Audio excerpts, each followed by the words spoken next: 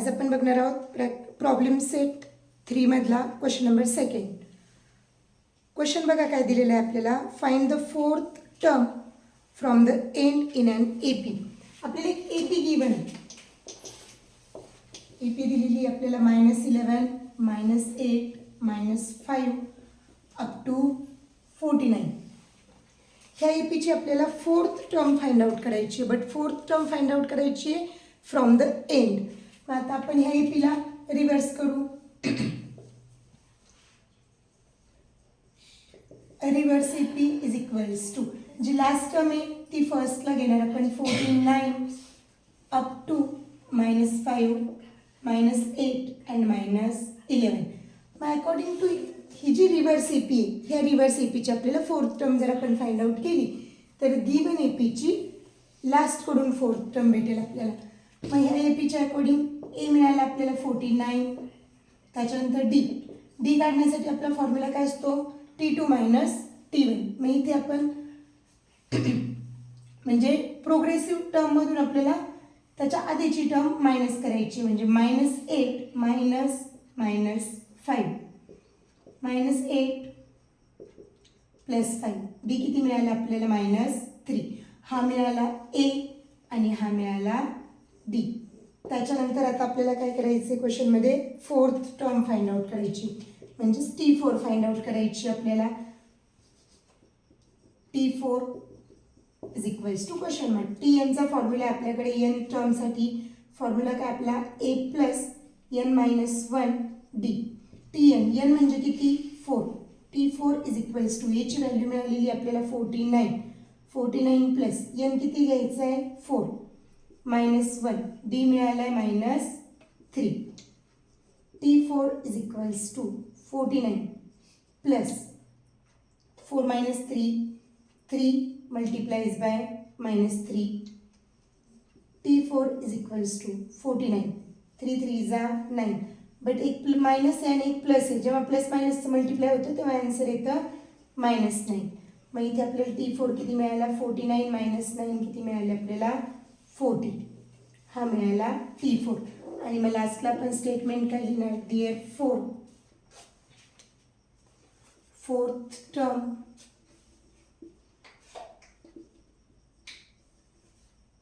From last of an given AP is 40. Third question बघा काय दिलेला आहे. In an AP the 10th term is 46. T10 is equals to 46.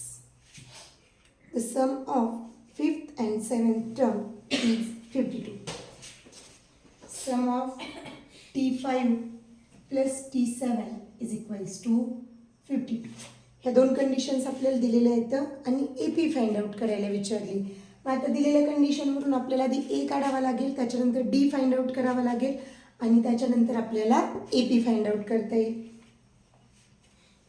मग T10 आपल्याकडे Tnचा फॉर्म्युला आहे. Tn is equals to a + n - 1 d. हा formula आपण T10 साठी अप्लाय करू. T10 is equals to a + n किती येईल आता T10 म्हणजे n ची व्हॅल्यू येणार आहे 10 - 1 d. हा आपण T10 साठी फॉर्म्युला अप्लाय केला. मग आता हा सॉल्व्ह करू. T10 ची व्हॅल्यू किती आपली 46. a + 10 - 1 किती झाले 9 d. हे इक्वेशन आपण व्यवस्थित लिहून घेऊ.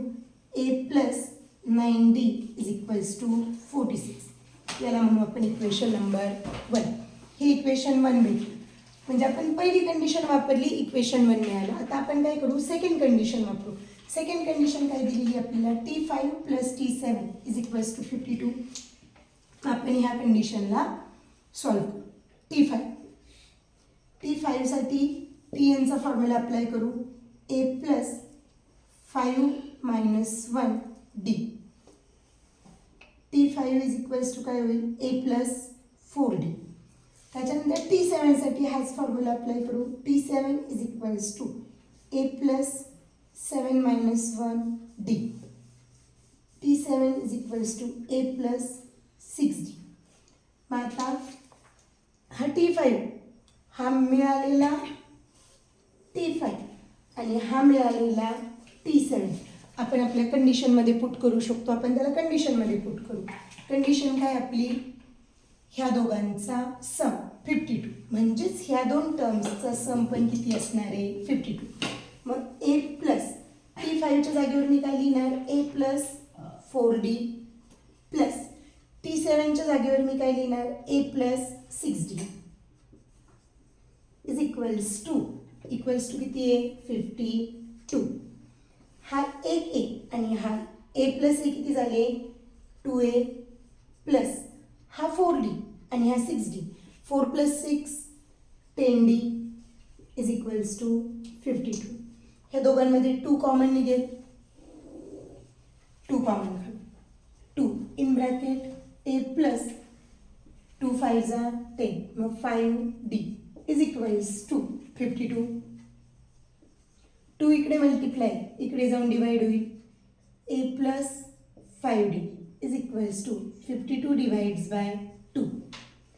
a plus 5D is equals to 26. जसं हे इक्वेशन फर्स्ट मिळालं होतं तसं हे मिळालं आपल्याला इक्वेशन सेकंड. आणि मग दोन इक्वेशन मिळाल्यानंतर जसं आपण लिनियर इक्वेशनचे क्वेश्चन सॉल्व्ह करतो सेम तसंच हे दोन इक्वेशन्स आपल्याला आता सॉल्व्ह करायचे. मग इथे पण ए दोघांमध्ये पण प्लस आहे. जेव्हा दोन्ही इक्वेशन्समध्ये सेम व्हॅल्यू सेम साईन असतं तेव्हा करायचं असतं सबस्ट्रॅक्शन. मग सबस्ट्रॅक्ट इक्वेशन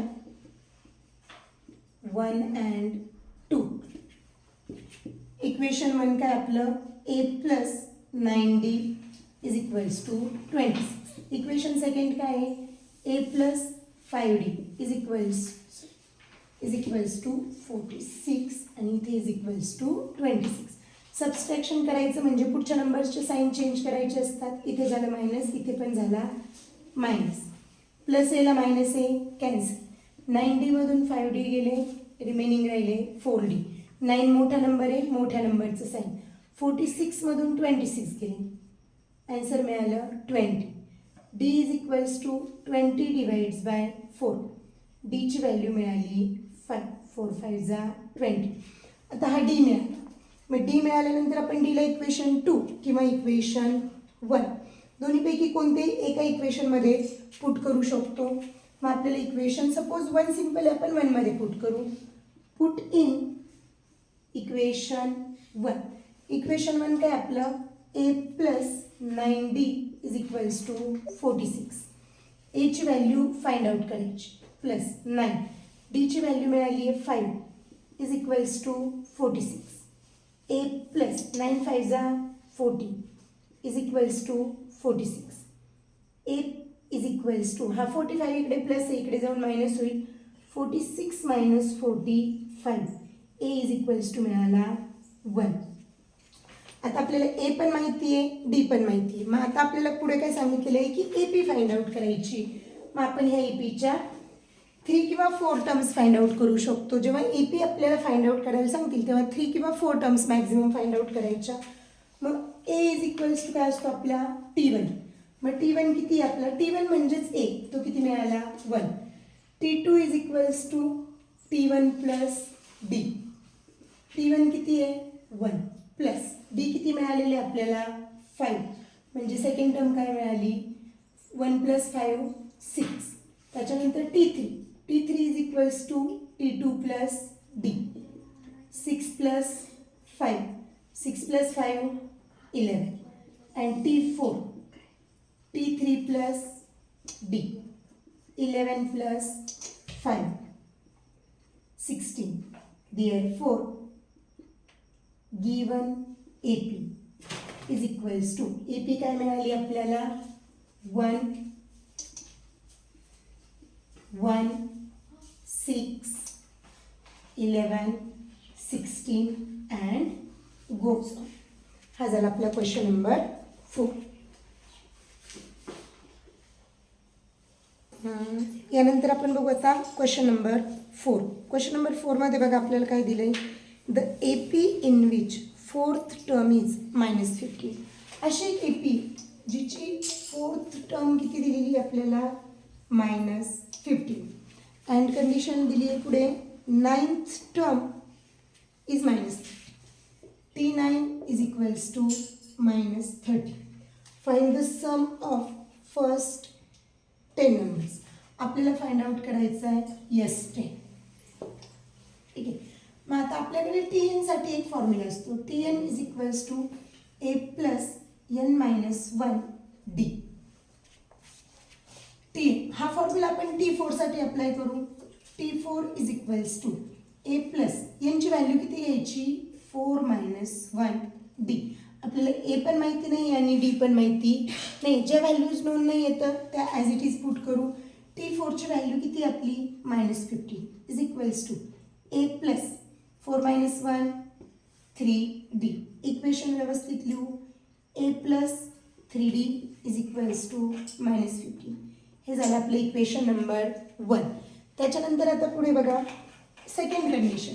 सेम हाच फॉर्म्युला आहे. TN is equals to A plus N minus 1D. हा फॉर्म्युला आपण अप्लाय करू T9 साठी. मग T9 साठी फॉर्म्युला अप्लाय केल्यावरती काय येईल T9 is equals to A plus N ची व्हॅल्यू किती आली 9 मायनस 1D. T9 व्हॅल्यू किती आहे -30 is equals to A plus 8D. Rearrange करा equation. A plus 8D is equals to -30. याला म्हणू इक्वेशन नंबर 2. हे बघा दोन इक्वेशन मिळाल्यानंतर सेम आपल्याला काय करायचं आहे लिनियर इक्वेशन सारखा क्वेश्चन सॉल्व्ह करायचा आहे.